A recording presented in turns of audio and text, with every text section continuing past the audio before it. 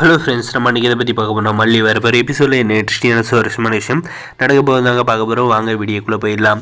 நம்ம மல்லி பார்த்திங்கன்னா விஜயை பார்த்து பதறி அடிச்சுக்கிட்டு வந்து கைக்கு என்னாச்சு அப்படின்ற மாதிரி வந்து கேட்குறாங்க. இருந்தாலுமே வந்து நம்ம விஜய் வந்து மல்லி மேலே வந்து கோவப்படுறாங்க. நம்முடைய மல்லி பார்த்திங்கன்னா அவங்களுடைய மனைவி ஸ்தானத்தை வந்து சிறப்பாக வந்து செய்கிறாங்க. ஆனால் நம்முடைய விஜய் வந்து பயங்கரமாக வந்து கோவப்படுறாருங்க. அதுக்கப்புறம் பார்த்திங்கன்னா ரூமுக்கு கிளம்பி போகலாம் அப்படின்ற மாதிரி வந்து போகிறாரு. அந்த இடத்துல பார்த்திங்கன்னா தடிக்கு விழுறப்ப நம்மளோட மல்லி வந்து பிடிக்க வராங்க. அப்போவுமே பார்த்திங்கன்னா நம்ம ஆத்துக்கார் மேலே வந்து இருக்கிற அக்கறையில் தான் வந்து பிடிக்கிறாங்க அப்படின்ற மாதிரி நம்ம விஜய் வந்து நினைக்காத கோவப்பட்டு ரூமுக்கு வந்து வெண்பாவை கூட்டிகிட்டு வந்து போயிடுறாங்க.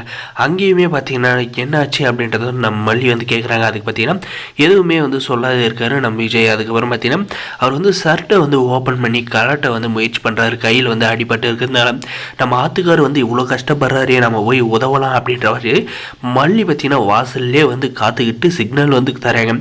இருந்தாலுமே நம்மளுடைய விஜய் பார்த்தீங்கன்னா அவருடைய ஈகோ வந்து விட்டு கொடுக்காத வந்து என்ன அப்படின்ற மாதிரி வந்து கோபமாக வந்து கேட்குறாங்க.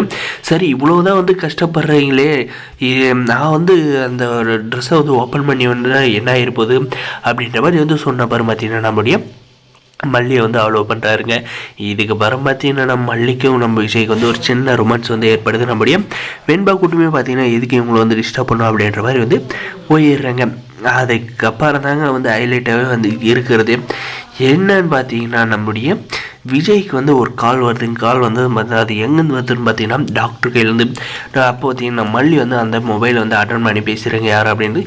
டாக்டர் பேசுகிறோமா அப்படின்ற மாதிரி சொல்லுது. அவர் 2-3 நாள் வந்து கையை வந்து ஸ்ட்ரெஸ் பண்ணக்கூடாது, அவருக்கு வந்து உதவி பண்ணுமா அப்படின்ற மாதிரி வந்து சொல்கிறாங்க. அதுக்காக பார்த்தீங்கன்னா நம்ம விஜய் கிட்ட காதில் வந்து மொபைல் வந்து வைக்கிறாங்க.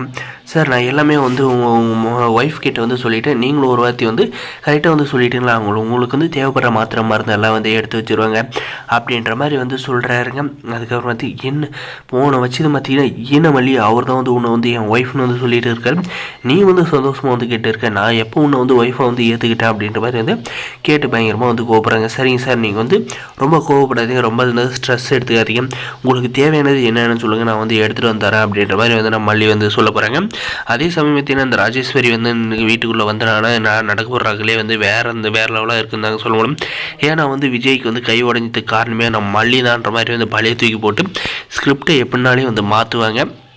நம்ம மல்லி பார்த்திங்கன்னா ஆத்துக்கார் வந்து கஷ்டப்படுறாங்க அப்படின்ட்டு வந்துங்கன்னா ரொம்பவுமே வந்து உதவி மனப்பான்மையோடு வந்து எல்லாம் செய்கிறாங்க. ஆனால் அதை ஏற்றுக்கிற மனப்பான்மை நம்மளுடைய விஜய் சாருக்கு வந்து எப்போ வரப்போகுதுந்தாங்க தெரியல.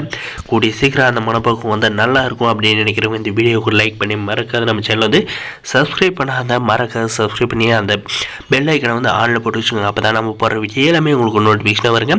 முடிஞ்ச வரைக்கும் ஸ்கிப் பண்ணாத பாருங்கள். நம்ம சேனலை வந்து தொடர்ந்து பார்த்துக்கிட்டே இருங்க. தேங்க்ஸ் ஃபார் வாட்சிங் கைஸ்.